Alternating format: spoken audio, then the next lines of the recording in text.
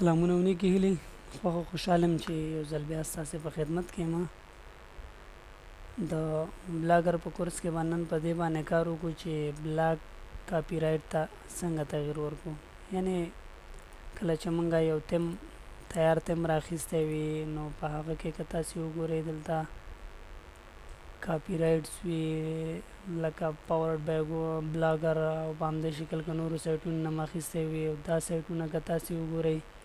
دا موږ څنګه له منځه یوسو یا دا چې په دې باندې څنګه خپل لینک ورکړو د دوی لینک ترې ریموو کړو او په همدې شکل د دې نه دا پاورډ بای بلاګر څنګه ریموو کړو په دې تیم کې به موږ د دې په پاکولو باندې نن کار وکړو راځو تیم ته او په تیم کې بیا ایډیټ HTML ووهو هلته تر هر څه لومړی راځو له دې ځای نه دا کاپي کوو تر څو موږ ته په اسانۍ سره دا موږ پیدا کړو نو په سرچ باکس کې همدا ورچو انټر ووهو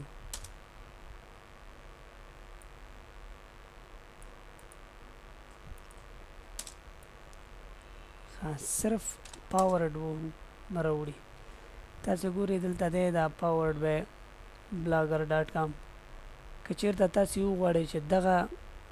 سکرپټ د ده نه پاک کوئ هم کولی شئ او که غواړئ خپل نوم پرې ورکوئ هم کولی شئ زه غواړم دغه سکرپټ له ده نه پاک کړمه نو راځم تر دغې ځای پورې دا دغه دی تاسې ګورئ دلته یو خط غوندې دی دې ځای پورې دا سکرپټ ټول له ده نه لرې کوم ریموف کوم او له ده نه وروسته سیف وهم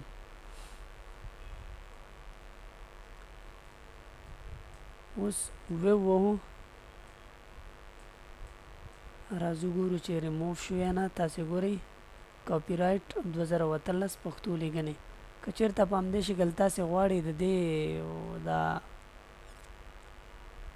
کال ته تغییر ورکوئ هم کولی شئ دلته که چېرته موږ وګورو دلته دوی کال ورکړی وي نو دې په ځای باندې تاسې کولی شئ دا پاک کړئ د کې بل کال ورکوئ چون 2013 کال روان دی نه یې غواړم ریموف یې کړم همدا 2013 صحیح دی په همدې شکل که تاسې دلته وګورئ لاندې دا ځینې نور دغه دي ډیزاین بیا فلیکس تیم او همدارنګه نور دغې ورکړي که چېرته تاسې په دې کلیک وکړئ نو دا هم هغوی ویب سایټ ته مو بیایي نو دا ترې څنګه ریموف کوو راځو همدلته لاندې دا هم دي تاسې وګورئ designed by flexteams.com دغه د دوی ادرس دی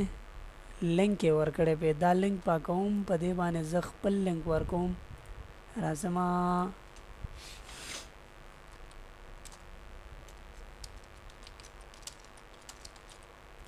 مثال زه د خپل دې بلاګر ادرس په د باندې ورکوم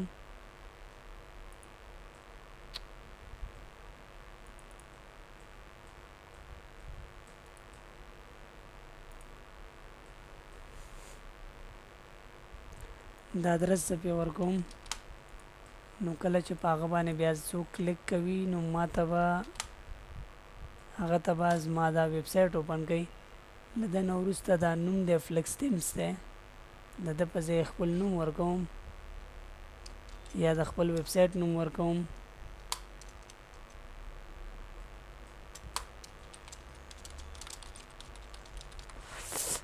او د نه لاندې چې کوم دغه دي زه غواړم دا ټول ریموف کوم تاسې کولی شئ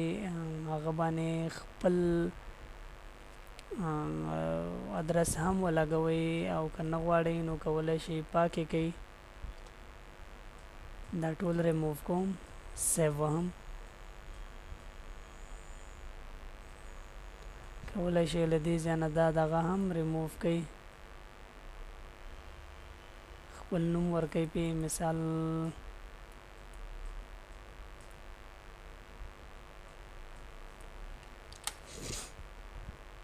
سیو یې کوئ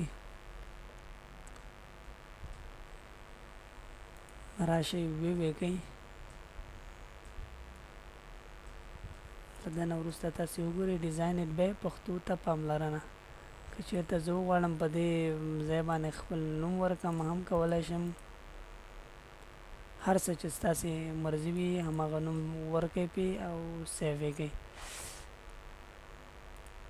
په دې شکل باندې تاسو کولی شئ د بلاګر کاپي رایټ تغییر کړئ. دا و زموږ د نن ورځې خپرونه.